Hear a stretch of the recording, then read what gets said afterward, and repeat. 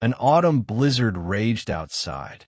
The wind, like a furious beast, howled in the darkness, tearing the last leaves from the branches and hurling them into the black abyss of the sky. The hunters, having eaten their fill, had not yet taken off their boots and sat, flushed and exhilarated, around the table. They were Norman landowners, sturdy, well-fed men with bullish necks, capable of stopping an enraged bull at a fair by grabbing its horns. They had spent the day tramping through the grounds of the mayor of Epperville, Monsieur Blondel, and were now dining in his estate, something between a farm and a castle.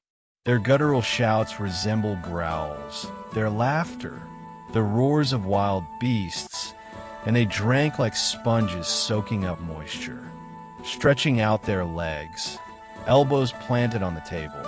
They warmed themselves by a gigantic fireplace whose crimson glare danced across the ceiling.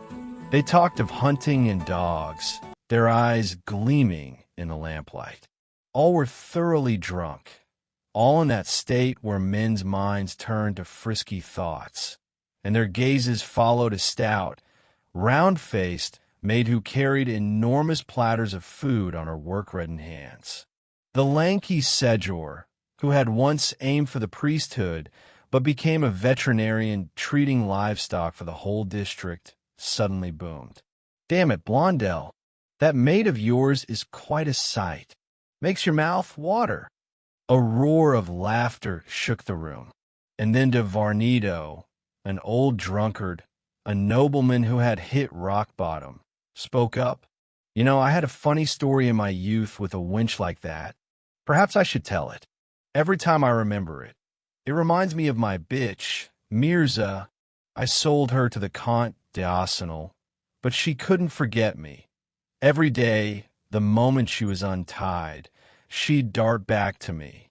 I finally got angry and begged the Count to keep her chained. And what do you think? She pined away and died. But I returned to my maid. It happened like this. I was 25 then, living as a bachelor in my castle, Villeben. And you know how it is when you're young, have money, and on evenings after dinner, boredom gnaws at you. You start casting your eyes about. Soon I spotted a young girl who served at de Bolto's in Covigny.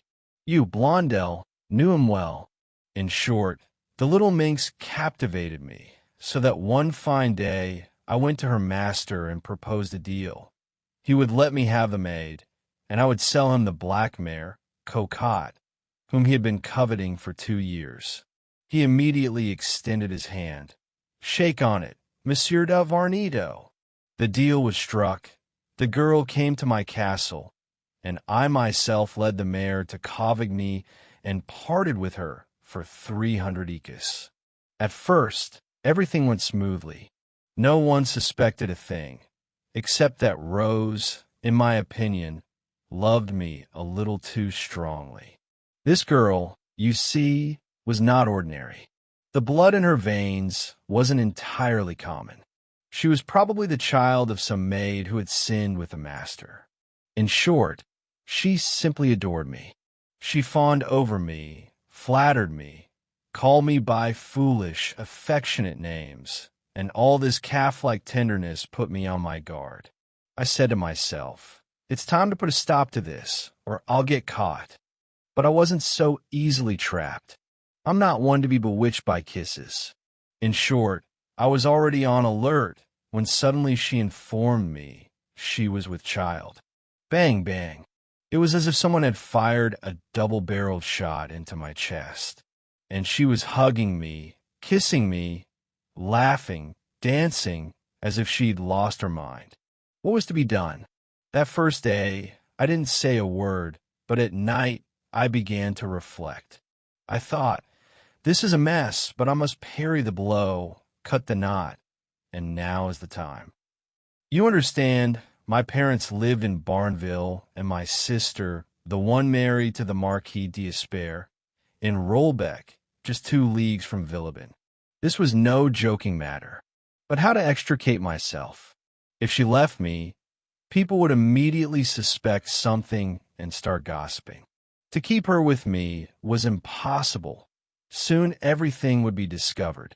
But how could I abandon her in such a condition? I went to my uncle, the Baron de Cretel, an old salt who had had adventures with more than one such girl, and asked for his advice. He replied calmly, "Marry her off, my boy." I jumped as if stung. Marry her off, uncle? But to whom? He shrugged his shoulders. To anyone you like. That's your concern, not mine. If you're not a fool, you'll find someone. I pondered his words for a whole week and finally decided, well, uncle is right. So I began to rack my brains, searching for a groom.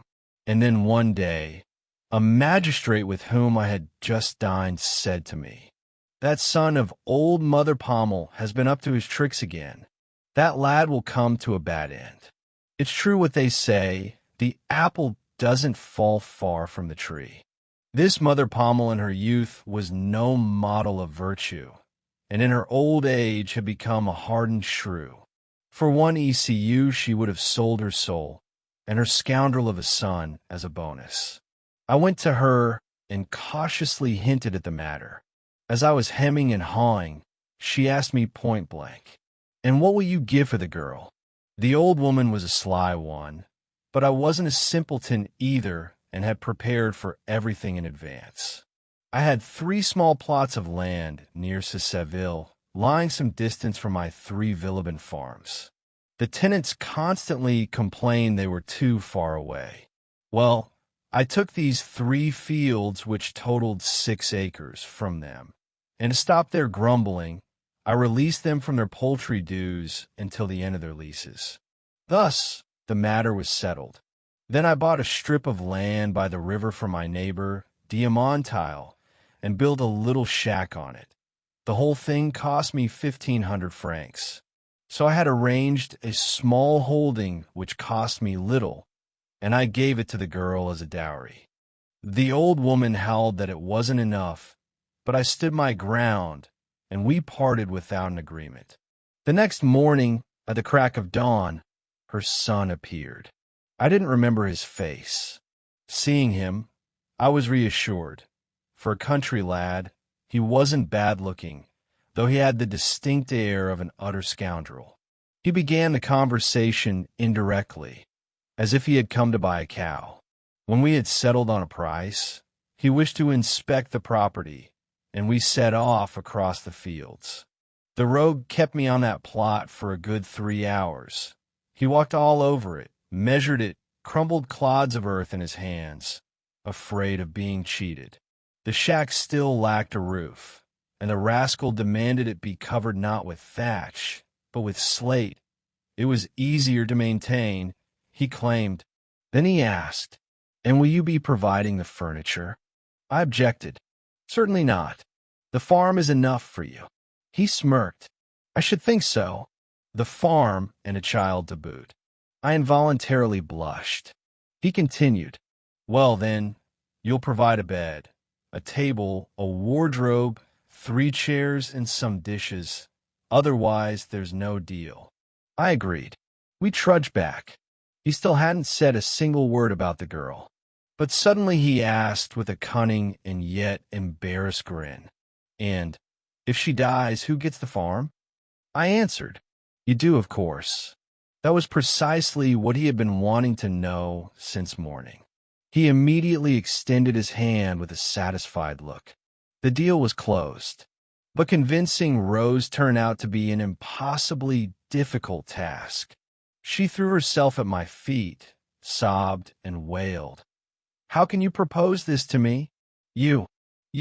She held out for over a week, despite all my pleas and arguments. Ah, how foolish women are. Once love gets into their heads, they become deaf to everything else. No reason, nothing but love, all for love. In the end, I lost my temper and threatened to throw her out. Then she began to yield on the condition that I allow her to visit me occasionally. I myself led her to the altar, paid for the entire ceremony, and hosted the wedding feast. In short, I spared no expense. And then, be happy, children. And I sped off for 6 months to my brother in Turin. Upon my return, I learned that she had come to the castle every week to ask after me. I hadn't been back an hour when she appeared with the infant in her arms. Believe it or not, but something stirred within me when I saw that little one. I think I even kissed him, but the mother had turned into a wreck, a skeleton, a shadow. Emaciated, aged. Damn it all. Marriage had not agreed with her. I asked her mechanically, "Are you happy?" At that, she burst into a flood of tears, working herself into a fit of hysterics, exclaiming, I cannot live without you. I'd rather die. I can't bear it." She raised a hellish clamor. I comforted her as best I could and saw her to the gate. I found out that her husband beat her, and the old owl, her mother-in-law, made her life miserable. 2 days later, she came again. She clung to me, crawled on the floor. "Kill me, but I will not go back to them." Mirza would have said the same had she been able to speak. This whole rigmarole sickened me, and I disappeared again for 6 months. And upon returning, I learned that Rose had died 3 weeks before my arrival.